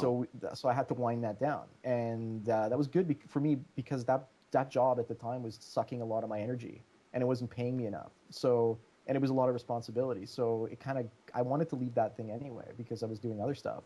So it was a good. So some feminist out there helped me get out of a bad job, you know. And if she's listening, I just want to say thank you. So, Okay, so that was like so the that was, first that was the incident. first one. Uh-huh. Yeah, there was another incident at the Slut Walk, and I basically I dressed like a slob. I showed up there, sunglasses, Hmm. whatever. I didn't really care. Hmm. And somebody got a photo of me in the crowd, and it came out, and everyone saw this photo, and I think Aaron Clary posted it, and it was just like, but you see, I knew that there was a chance that people would recognize me or that people would take a photo or whatever. So I Hmm. stayed out of camera view for the most of the event, right? So Hmm. I was kind of always, if I saw a camera, I'd make sure that my angle was at a different angle so I wasn't on camera. Hmm. So that was just a random photo that they took when I wasn't paying attention because literally I was looking at my camera at the time, so I didn't see somebody taking that photo. Right. So it was a complete fluke, and the worst part is I'm like looking down at my camera, so it looks like I have this gross double chin because I'm like pressing my face up into my. So it looks like I have no neck, right? So it's kind of hilarious, right? So Aaron Clary's like, neck beard confirmed, right? Like it's just like like it was just ammunition. Like it was just like I don't know, it was just kind of funny. But yeah, the photo went up on 4chan, and then the person who posted it contacted me and Hmm. sent me an email and said, "Look, we got a photo of you. We know who you are and all this stuff." And I'm just like, "Holy cow! Like this is hilarious." And then it was taken down off 4chan, and I thought it would disappeared. And then I saw Aaron Clary, relinking it, or whatever. And I was like, "Oh God!" Right? But Well, I had sunglasses on, so you can't recognize it's a profile, and yeah, it's like right. you know people like I've taken my photos off of Facebook. I've made my page non-visible. Mm. I've gone through Google image search and I've made sure to remove images of stuff that I had used because the first time somebody found me, Hmm. like this is maybe 3-4 months when I first started using my own pictures, somebody found my own pictures by using Google. um, it's a search that allows you to search for photos. Hmm. So if you take a photo and you put it on in the search engine, it'll crawl through and look for similar images all over Google image search. Okay. So it'll see where those photos are posted on other websites. So I Oh. had some of those stuff posted on my portfolio page, and so they connected and they said, "Oh, you're this guy, and I know your name." And he said, "Be careful because I could find you this easily. Other people can too." So that was a wake up call. And then I pulled I think 20 to 30 videos down that had photos that were connected to other websites, Right. and I had to go through some. I had to pull down videos that had a lot of personal stuff in them too, just because I didn't want any issues with that as well. So I've pulled about 30, probably 30, 40 videos down over time. Wow. Just because of that. I've had to do that, right? So I have to take those precautions. And then Wow. the last doxing incident happened. This one guy created a channel, and he was just like, I don't know, just babbling around. And I did the whole contact form with Google Hmm. or YouTube, and you have to put your name in. So I put my name in, and then he started spewing my name out. This I didn't realize that's what was that would happen. So and I think Turd Flinging Monkey talked about that recently too. So Wow. yeah, it's he disappeared. I told him, I'm like, look, I'm gonna get a lawyer after you because you're literally this at this point. This is a threat to my life. And within about 12 hours, the YouTube channel was gone. He just took it down. Like he basically panicked and took it down.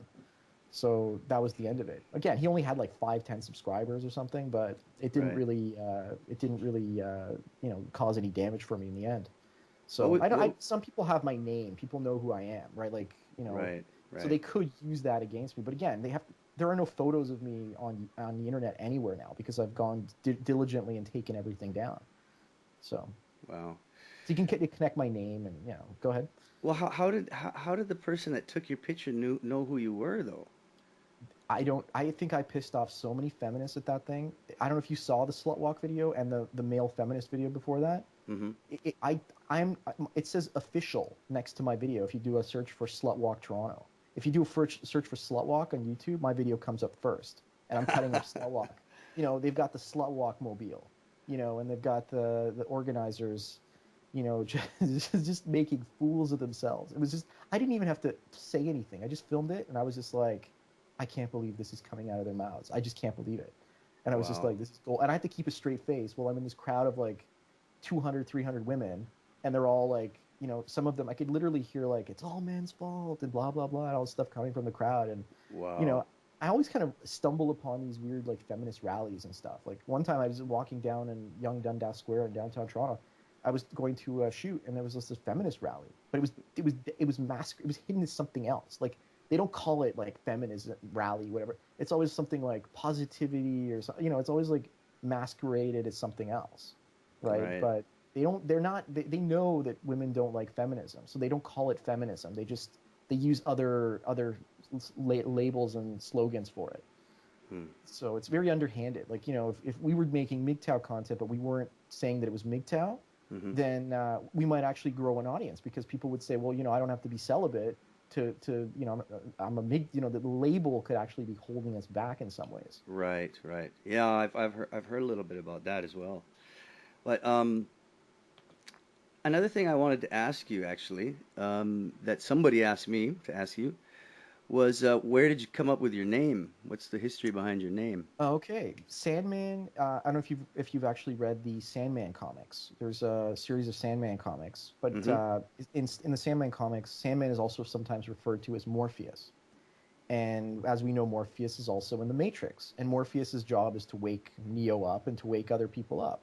And that's Right. kind of my role in all of this, which is basically wake men up.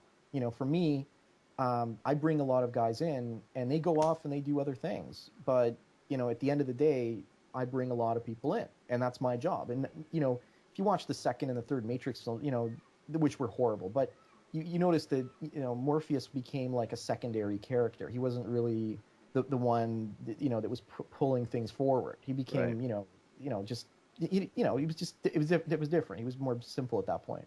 But when people get that initial information the first time, it's groundbreaking and it's shocking, and that's why we all enjoyed the first film because it was so mentally it did something. It woke us up in a lot of ways. So I like to wake people up, and I've always spoken about things that wake people up because I think that critical moment when a person wakes up about an issue Yeah. is the most important moment. And I think Yeah. if you can get that right, then you can help people in a much bigger way. So Sandman is Morpheus. Morpheus from the Matrix wakes Neo up, wakes everybody else up. So that's kind of where the name came from. Okay. There it is. And what about what about your avatar?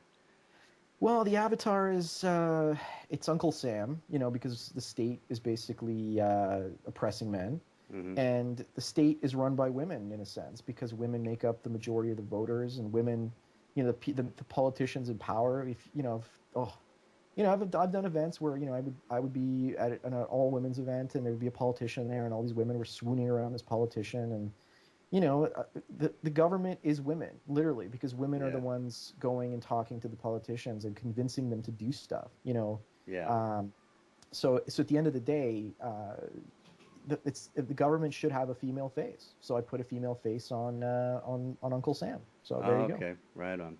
Yeah. I mean, everybody. I think more and more people are waking up to that fact as well. I mean, the government is run by women, but and Well, it's going to imagine. get worse. In Yeah. places like Sweden, more than 50% is now politicians are female, and I think in the states it's 23%. I think, or it's either Canada or the states it's 23%, Mm. and one of them is 17. So it's actually growing. And by 2030, 2040, 2050, most Western countries are going to have over 50, 60% of their politicians as females.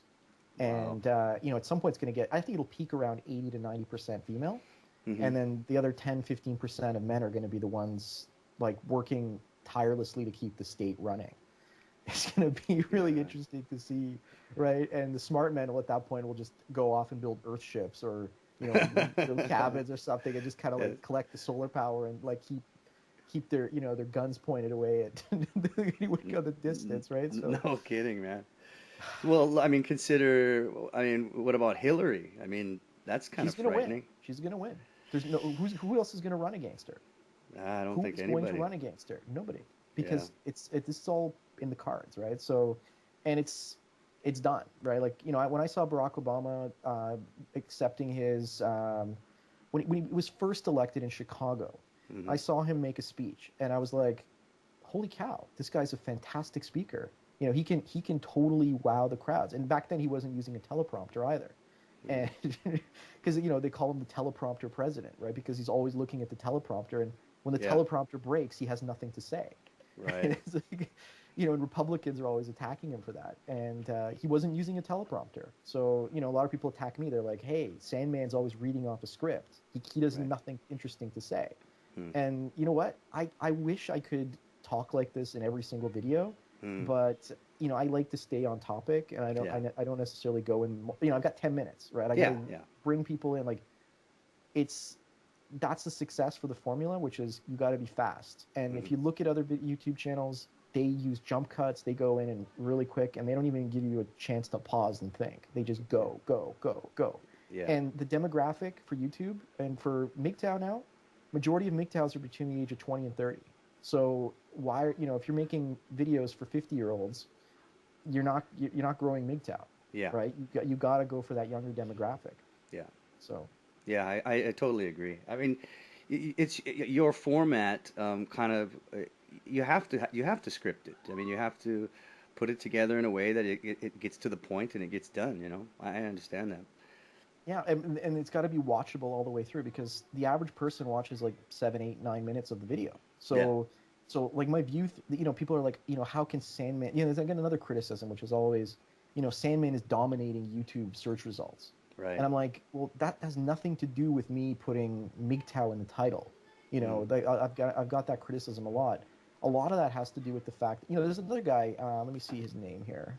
Let me take a look.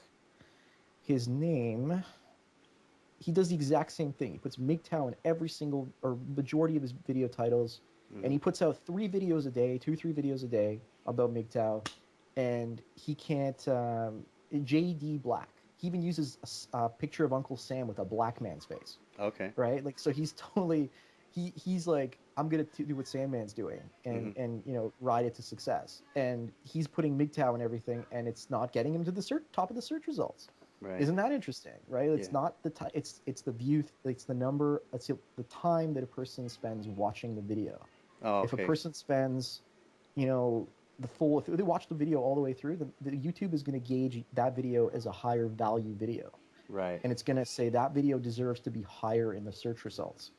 So, if anyone wants to be successful, you got to make videos that are watchable all the way through. Yeah. And then you also got to make thumbnails that are attractive, that, get people thinking. I use all these photos and people are like, "Oh, these photos, it's all clickbait, it's all, marketing and this and that." But I'm like, "Well, I actually have to think every day what photos I'm going to use in a video." Yeah. And I got to go through thousands of photos on a stock photo page to find 10 that I'm going to use. How do I Hmm. narrow it down? How do I know, what's going to work and what's not? What's going to really emotionally, empower the person watching it? So a Yeah. lot of people don't understand the psychology behind that. They think it's just, it's just marketing and luck, right? Yeah. So, Yeah. but there's a lot of skill involved. I've been looking at images my entire life, so I judge. I went to school for image making, film Right. and video and photo. So I've been doing this for 20 years now. So, it's, and other people, I mean, it gives me an advantage over other people for sure. And I'm going to take advantage of that because, it's what I've been doing my entire life. Yeah. So, Yeah. And actually, that's a Yeah, you made a few good points about why you kind of have to be careful with your channel because I got a bad standing. I can't use thumbnails anymore. So you got to What do be you mean you can't careful. use thumbnails? And if you get a bad standing on your channel, you can't use thumbnails. I've got bad standing now, and I can use thumbnails. Really? You should double check that. Maybe they did you use a bad thumbnail? Is that what got you into trouble? No. I was flagged for spam of all things. Maybe, And see, I was flagged for community guideline strike in oh, okay. December of last year. So Oh, okay. that's Maybe. almost expired now. But people have been trying desperately to find stuff to get me another strike. Yeah. And a few other videos got they became adult because somebody saw a nipple somewhere. So Oh no. Oh geez. I'm not kidding you. They're like people were looking for stuff. They were going through my old videos and they're trying to find stuff to flag because they want to like take it down, right? They want to like cause Yeah. problems. That's So now every crazy. video, I if you look at my latest videos, I don't show women below the neckline most of the Mm, time because I don't even show skin. Like there's YouTube filters which find skin. If you have too much skin, mm. YouTube filter says that could have nudity.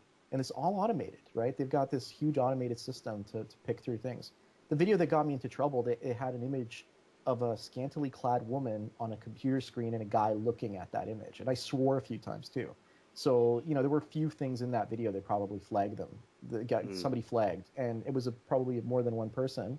And after that, I've just cleaned up my act. And then there's the whole talk of the Twitter and the Facebook page. People were criticizing me for creating those, Yeah. and I did those because what if I lost my channel? How would I reach anybody?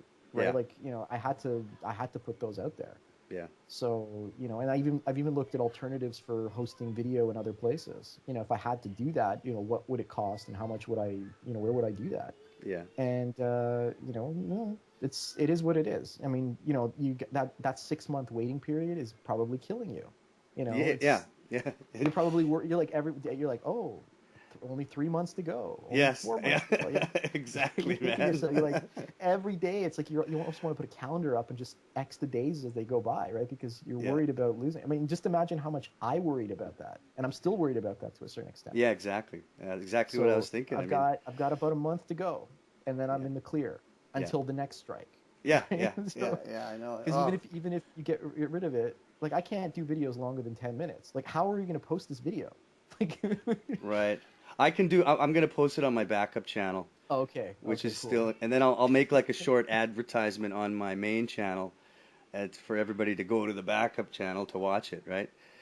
So we Yeah, and can. if you can give me a copy of this, you can send it to me, and I could probably post it. I'll post it later. I want you to post this and get Okay. some bunch of subscribers and get a bunch of views, Yeah. and Okay. then after, like you'll like let's say realistically maybe get 5-10,000 views if you promote it and people Yeah. start watching, right? So, um, Would it be would it's it go ahead. would it be okay if I used your avatar as a thumbnail? Yeah, go ahead. That's Okay. fine. All right. Because yeah, mean, there's a lot of people that are gonna want to hear this, man. Yeah, they will. I Yeah. like. It was interesting. I was at the men's rights conference, and oh, interesting times, right? And Uh-huh. people met me, and they're like, "You're Sandman," and I'm just like, "Yeah." And they kind of looked at me. They were like, they had nothing to say, and I was like, "You got nothing to say? Like what?" Right? Like, and when the guy I went there with, he's been a men's rights activist since like 2001, Hmm. 2000.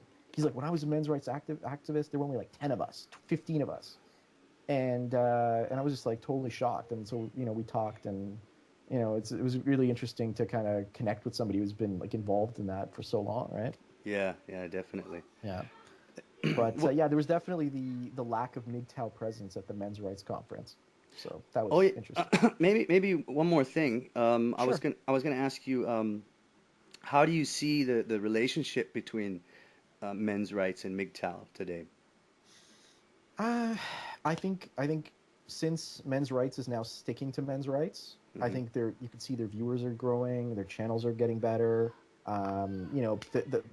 Everything's gotten quiet, so they've gone back to doing what they do, and Yeah. we've gone back to doing what we do, Yeah. and this is good, right? So, um, I think the relationship, they want to change things, right? But the thing is, you can't it's just not going to happen, right? Like it's like if you're an academic, if you're a man that's involved in academics, what's the point in going into academics? Because and if you want to change academics to make it more fair for men, because the whole academic world is run by women.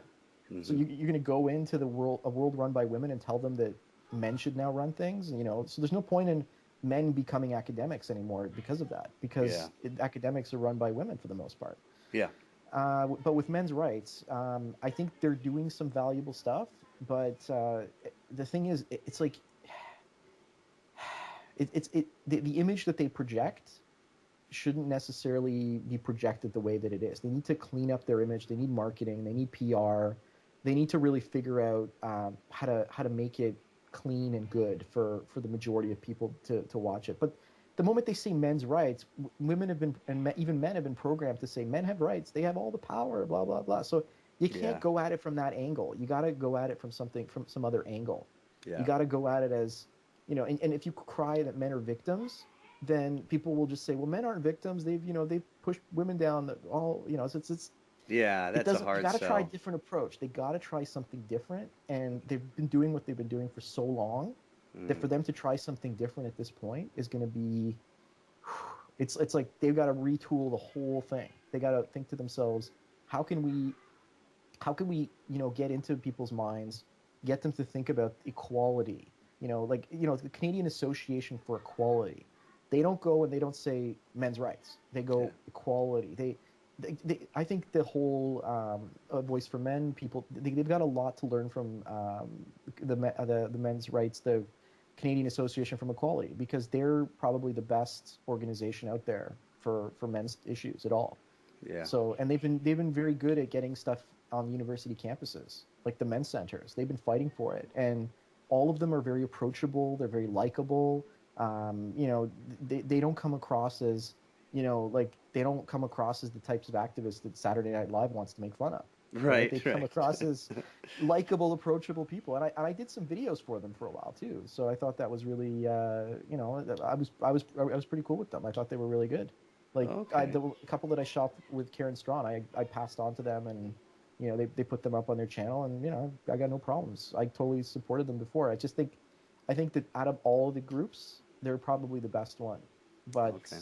but they weren't allowed to march at the Gay Pride Parade. They weren't allowed to have their festival on the Toronto Island. So there are organizations pushing back to what they want to what they want to do. But Yeah. feminists have backed off. They're not really as aggressive as they used to be, because they realize that men's rights isn't as big of a threat. Because if it was a threat, they'd still be pushing. But when Yeah. it kind of showed up at the scene at the beginning, because it was growing, Mhm. they were threatened by it. But then they realized it wasn't really going to grow as big as they thought it was, and then they just backed off. Yeah. Well, I think we should close it down. Okay. It's been about an hour 40 minutes, but Look, I can go for hours. Like, I'm anyway. Just that. I'm just saying. I talk endlessly about well, stuff, and yeah. I was just gonna say because I mean I remember you saying maybe 35, 45 minutes, and I thought, all right, well because we'll see. I didn't know what to expect, right? So Right. for Right. Right. me, it's now I understand why those talks are so long when people are talking. Like Yeah. Oh when you yeah. guys, I'm like, how is this talk 3 hours? Like what the hell, right? Yeah. Yeah. But I like to keep things at a certain intensity. I don't Yeah. necessarily like to take my intensity down. Yeah. And I'm more intense talking to you than I would normally be talking, during my videos. Yeah. Exactly. So that's why I've had to script my videos, because I would go so fast that people wouldn't be able to keep up with what I'm saying. Yeah. Wow. And So here's the evidence that you're not a robot, man. So I kind of I expected it would go well. I mean, like I said, we had a little bit of conversation back and forth through email. yeah, So I figured this guy knows what he's talking about. It'll be cool. yeah, no, So totally. I yeah. think I think if you want to take this and expand it, what I would want to do is, Hmm. if like, say the thing is, right now I'm getting a bit of a headache Yeah. because I talk at a certain intensity for a certain period of time. Hmm. At about an hour, I started to get a little bit tired, and I started to get a little bit slow mentally. Yeah. Well, and it's So late for for you me, now, right? yeah, but the thing is, I've structured my life in such a way, in Hmm. terms of my sleep patterns, Okay. that I never have. I get up full of energy, and I have energy the entire day. Hmm. I go to bed, and I'm like, do I have to go to bed? Like I'm like a Uh, kid, right? Like I have some energy to run around, right? So right. for me, my normal sleep time is like I'll go to bed around 6, 7 a.m. Mm-hmm. and I'll get up at like 3. Okay. Right? Oh, So okay, okay, okay. I find that my creative energy works the best at night. I don't have clients calling me asking me for projects that I'm working on. Right. So by the time I get up, I've got my clients that have left me messages, and then I get my messages when I get up. And and people are like, "Well, can you get up earlier and take my call?" And I'm like, "No, I take my calls in the afternoon." And I'm like, "Well, who does that?" And I go, "I do that." Yeah. And people like my quality of work, so that's what they do. Yeah. They keep coming back. So it's tough though when I work with a lot of women, and I do a couple women's shows and channels and stuff like that. And Mm-hmm. it's hilarious because it's like, women are just they're fighting for an audience, and but they're all doing the same things. Like they're all baking, or they're dealing. Well, I'm being stereotypical. I'm sorry. These conferences that I go to, right? The Yeah. kiosks that have stuff for women, they're usually like marketing, jewelry, healthy foods, like photography services, Mm-hmm. or it's just, or it's not. It's stuff that you would typically assume that women would be buying, shopping. Like they've got clothing, handbags for sale. So it's like they're trying to basically say, oh look, we're like men, but no, you're still, Yeah. you can't. This isn't a shopping mall. Like this is a conference. You should be doing business, not buying a purse. What the hell is going on, right? It's more And like a bazaar or something. yeah, they make it into a bazaar, and it's bizarre. Mm-hmm. Mm-hmm. Wow. I don't know what to say, but and they talk for hours, and I have no problem. I can talk. I've talked off every single woman's ear. I can talk more than women, and I have a very, um, like, in terms of language and in terms of ability to speak, I can talk most women under a table. So Right. it's just Well, they find that interesting. Go ahead. Anyway. well, if I mean, if you want to do this again sometime, I'd be up for it. I'd be here this day. That was the point. Sorry, I get off topic a lot. That's why I also script. Okay. Um, what I would do, I would want to make something weekly, Mm-hmm. and possibly do it once a week on a new channel, Mm-hmm. and that channel every day have a new MGTOW video by a different MGTOW producer. That's what I Mm. want to create, because I think the formula that I have works, but I think that listening to me every day for a lot of people can get tiring. Hell, it gets tiring for me to make videos every day sometimes. So, Right. so if I knew that every day at like a certain time I could go to a channel and there would be a new MGTOW video that was quality, that was good, that I liked the content producer, and that I could enjoy, then I would be coming back there every single day.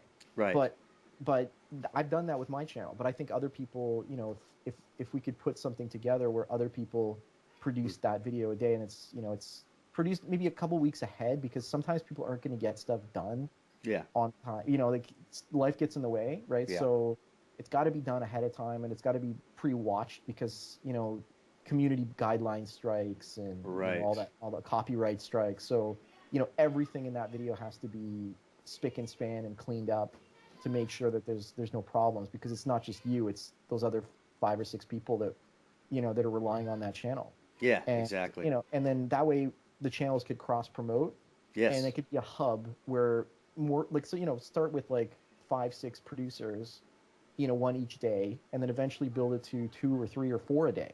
So Right. eventually it becomes a real channel where people can kind of come back 2 or 3 times a day, and they have different content that they can enjoy. I mean, look at the Young Turks, Mm-hmm. right? Like they've got so much stuff, and they're feeding a lot of affiliates are feeding content to their main channel all the time. And if we could do that for a MGTOW channel and keep it really high quality, then we could build a huge audience, because people Okay. would have something to plug into. So I would That's. be up for doing a talk, Mm-hmm. an hour-long talk, Yeah. because that's when my energy's like right now. I'm gonna have a splitting headache. So but I just like talking so much. Yeah. So yeah, an hour talk. I think Salucci's interested. So I Okay. know Salucci is interested possibly in doing something. Okay. Possibly if you wanted to get involved, but again, oh, message. See, clients are contacting me at 3 in the 3 a.m. Someone's up. They shouldn't be up. They should be sleeping. Yeah. Yeah. So Salucci, I don't know if that's something you want to do. If you want to just do the talk with me, That would be cool. And then Okay. what my goal is to pay people. I don't know, even if it was like $20 per video to start. Mm-hmm. That would be cool. And Okay. then and pay them like 20% of the ad revenue from that video on the channel. Right. Right. So that would, it's not a lot of money to start, but it's Yeah. it's still something, right? Yeah. So Yeah. it's more than you're gonna get probably from putting a video on your own channel on YouTube. So Exactly. and it'll motivate you, and as the channel grows, it'll build its own critical mass, and then it'll feed your own channel more traffic. So it'll Yeah. kind of go both ways. I think So it's a great idea, man. I'd totally be into helping out with that for sure. okay, so Yeah. yeah, just Well, well, I, we got I Skype now, so we can keep in touch that way, okay.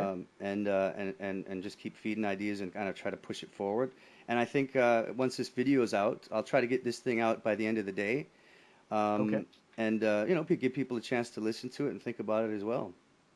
Yeah, just when you get a chance, send me a copy too, so I can like I won't put it up for probably like a week or two. Yeah, I can But send it to you right away. I'll just email it to you okay. as an audio file. Yeah, I tried to record on Audacity, and Um, I was only able to record one side, like my side of the conversation. But yeah, you could I tried the other side mhm. earlier. For whatever reason, I did the test call, and I was getting both sides, which is kind of cool. But Oh, if for okay. whatever reason it didn't work, like how are you recording it? I just had to find like a free. You can find a free. It's they call MP3 Skype recorder. Oh, okay. It's just a free program. I think if you buy it, you get a little bit more options, kind of thing. I don't think it's the best quality Okay. recording, but it's not bad. So that's what I use for now. So Okay, well, no, the stuff that you guys have been putting out recently sounded okay, so it okay. hasn't been too bad. But like like right now, I'm on a wireless Sennheiser lapel mic, so I can walk around and talk, right? Oh, So, nice. but It's got some good gear, man. with wireless earpiece, so I can just kind of walk around the room and just do whatever. So Nice. yeah, but yeah, it's just I've got like, again, this is for my work, right? So it just kind of You're right. overlaps. Right. But Right. but just pushing the quality of stuff is good because Yeah. the audience will grow because people, I've had people say, I listen to your channel because your sound quality is good. And I'm Yes. like, do you have anything else to say besides that? Like, like I don't matter. The microphone is talking for me. Okay, this is great, right? Like, it's just like it's ridiculous, right? Yeah. Like, It's true though. It's true. I mean, if you have good sound quality, it's a little bit more pleasing to the ear. So people are gonna it probably increases how long they view the video as well, right? well, it totally does, right? And, Yeah. and I also, but when I edit my videos, what I do is I go and I equalize all the sound. So like, Mm. I go through and I make sure that every part of the sound sounds at the same level. So I Right. have to go through. So it takes me that 10-minute video takes me an hour to edit. Yeah. So I have to go through and I have to clean everything up. Yeah. And a lot of people are like, "Well, you sound like a robot. It's all monotone. It's the same level." And I'm like, "That's because it's professionally, like Uh-huh. you bring up the levels, you bring down the levels on other parts." Hmm. People don't get that. They just assume that it's, listen to radio announcers. They can talk, they can scream, and they still sound the same level as when they're, Yes. at the regular level. Yeah. So, Yeah. yeah, All right. interesting. Well, I'll tell you what. I'll just directly send you the raw file, and then you can do whatever you Okay, want so with you've it. got, Sandman MGTOW at gmail.com, and you can send it to Yep. that, or you can do WeTransfer. I don't know if you know how to use WeTransfer. No, I can maybe even send it through Skype. WeTransfer is the best because WeTransfer is good because you click upload and it uploads to the server, and then I just download it and it sends it directly to my email address, and you Oh, can send up to files that are up to 2 gigs in size. okay. So I use it with all my clients. It's pretty cool. I don't know that right now. I think I'll It's just easy. email. You go to WeTransfer.com Oh, and okay. you put my email address in, and then you attach the file, and We. then it automatically sends it, How do and you then you have to spell do it? nothing. We. We, like WE, Okay. and then We. transfer, Okay. yeah. And it's so simple, and Okay. it's like, All right. and you don't need to make an account, and the other person doesn't need to have an account. It's not like Dropbox where you got to deal with all like garbage. Okay. All right. So Yeah. any Okay. last questions?